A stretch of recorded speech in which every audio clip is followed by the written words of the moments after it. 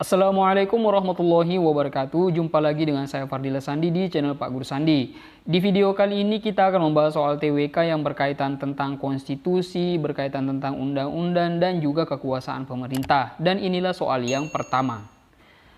Salah satu tujuan dibentuknya Undang-Undang Dasar 1945 terkait dengan upaya pencegahan kesewenang-wenangan dalam penyelenggaraan pemerintah adalah, jadi kunci dari soal ini adalah upaya pencegahan kesewenang-wenangan pemerintah adalah A. Memberikan kewenangan yang luas kepada pemerintah, B. Menjamin kebebasan hukum kepada pemerintah, C. Membatasi kekuasaan pemerintah, D. Membatasi kekayaan pemerintah, dan E. Membatasi hak pemerintah. Dari kelima opsi ini mana yang paling tepat menurut kamu? Jadi langsung saja jawaban yang paling tepat itu adalah membatasi kekuasaan pemerintah. Jadi tujuan dibentuknya Undang-Undang Dasar 1945 adalah untuk mencegah kesewenang-wenangan pemerintah, yaitu dengan memberikan pembatasan kekuasaan pemerintah. Paham? Kita lanjut soal yang berikutnya. Undang-Undang Dasar 1945 merupakan landasan hukum penyelenggaraan negara Republik Indonesia. Oleh karena itu, UUD 1945 bersifat. Jadi, dengan sebagai landasan hukum penyelenggaraan negara Republik Indonesia, maka Undang-Undang Dasar 1945 itu bersifat apa? A. Bebas, B. Sakral, C. Mengikat, D. Tidak memaksa, dan E. Tidak mengikat. Jadi jawaban yang paling tepat dari kelima opsi ini adalah C. Mengikat sebagai landasan hukum penyelenggaraan negara. Oke, kita lanjut soal yang berikutnya. Berikut ini merupakan contoh sikap positif terhadap jaminan kemerdekaan mengemukakan pendapat kecuali. Jadi ini adalah sikap positif terhadap jaminan kemerdekaan mengemukakan pendapat. Jadi dari kelima opsi ini ada yang termasuk 4 dan 1 yang bukan. A. Bertanggung jawab, B. Kerjasama, C. Rendah diri, D. Toleransi, dan E. Terbuka. Jawaban yang tepat itu adalah B. Kerjasama. Kita lanjut soal yang berikutnya. Sikap yang sebaiknya kita tunjukkan dengan adanya perbedaan dalam masyarakat Indonesia adalah A. Mempertajam perbedaan yang ada, B. Kita harus menghilangkan perbedaan yang ada, tidak mungkin. C. Mencegah terjadinya perbedaan dalam masyarakat, tidak mungkin. D. Menjadikan perbedaan sebagai alasan penyebab disintegrasi, tidak mungkin. Dan E. Menjadikan perbedaan sebagai alat pemersatu masyarakat Indonesia.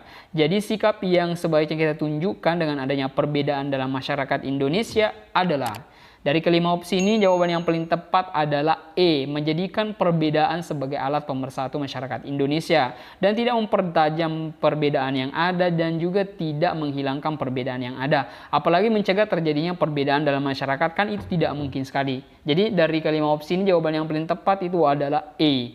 Kita lanjut soal yang berikutnya.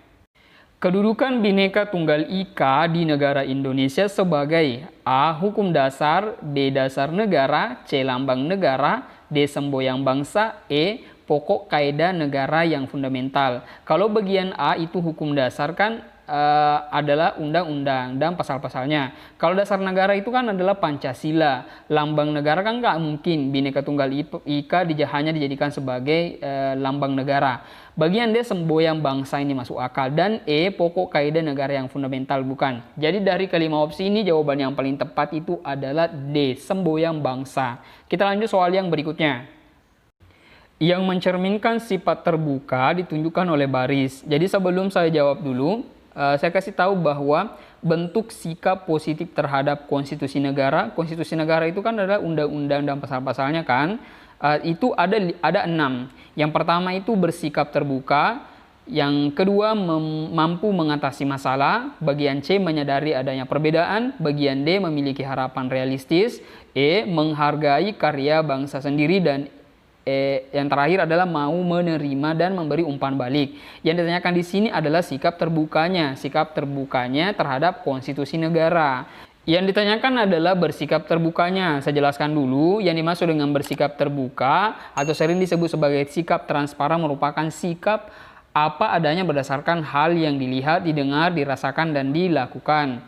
Sikap terbuka sangat penting untuk menghindari rasa curiga dan salah paham, baik antar warga negara maupun antar warga negara dan pemerintah. Selain itu, sikap terbuka dapat memupuk rasa saling percaya dan kerjasama guna menumbuhkan sikap toleransi dan kerukunan hidup.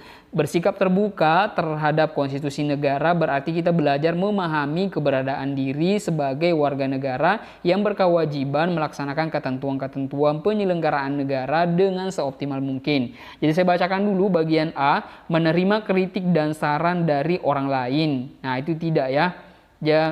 Selanjutnya menyelesaikan sendiri masalah yang dihadapi. Hingga yang selanjutnya mengutamakan musyawarah dalam menyelesaikan masalah, tidak. Bagian B, bergaul tanpa membedakan suku bangsa, itu terdapat pada poin 3 tadi. Lanjutnya, mendengarkan pendapat orang lain, tidak. Bagian selanjutnya, ikut ibadah umat agama lain, enggak.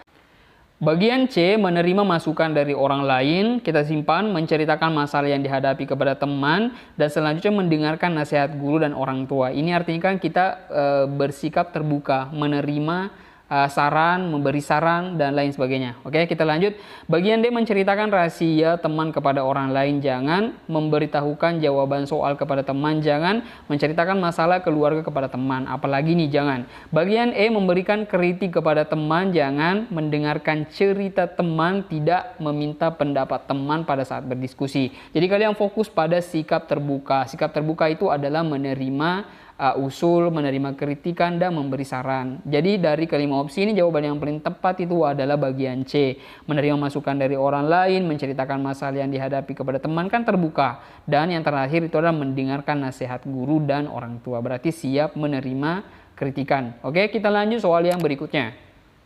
Menghargai kemerdekaan dan kedaulatan bangsa merupakan salah satu contoh tindakan yang mencerminkan sikap positif terhadap konstitusi negara Indonesia, yaitu A. Menghargai karya bangsa sendiri, B. Menyadari adanya perbedaan, C. Mampu mengatasi masalah, D. Memiliki harapan realistis, dan E. Menunjukkan sikap terbuka. Jadi dari kelima opsi itu adalah bentuk sikap positif terhadap konstitusi negara atau undang-undang dan pasal-pasalnya.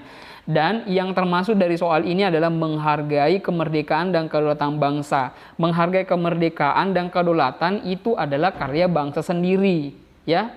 Jadi kemerdekaan dan kedaulatan adalah hasil karya bangsa Indonesia, ya, atau dari nenek moyang kita. Jadi yang termasuk di situ sikap positif yang terhadap konstitusi negara Indonesia dari kelima opsi ini adalah menghargai karya bangsa sendiri dengan menghargai kemerdekaan dan kedaulatan bangsa. Jadi itu maksudnya.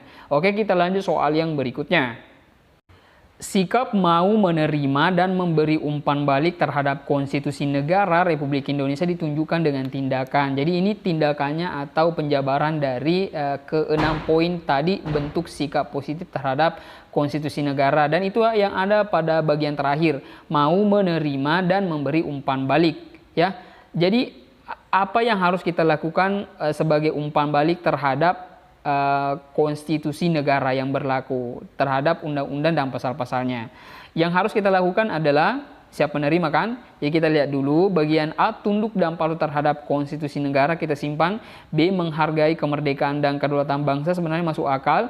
C, menempatkan kepentingan bangsa dan negara di atas kepentingan pribadi. Ini argumennya benar tapi tidak sesuai dengan soal. Bagian D, memberikan solusi yang bijak terhadap permasalahan terkait dengan konstitusi, sama juga. Bagian E, melaksanakan ketentuan-ketentuan penyelenggaraan negara dengan seoptimal mungkin. Ini sebenarnya benar, tapi yang paling tepat itu adalah tunduk dan patuh terhadap konstitusi negara. Sebagai umpan balik kita sebagai warga negara yang baik terhadap konstitusi negara adalah tunduk dan patuh terhadap konstitusi negara. Paham? Kita lanjut soal yang berikutnya.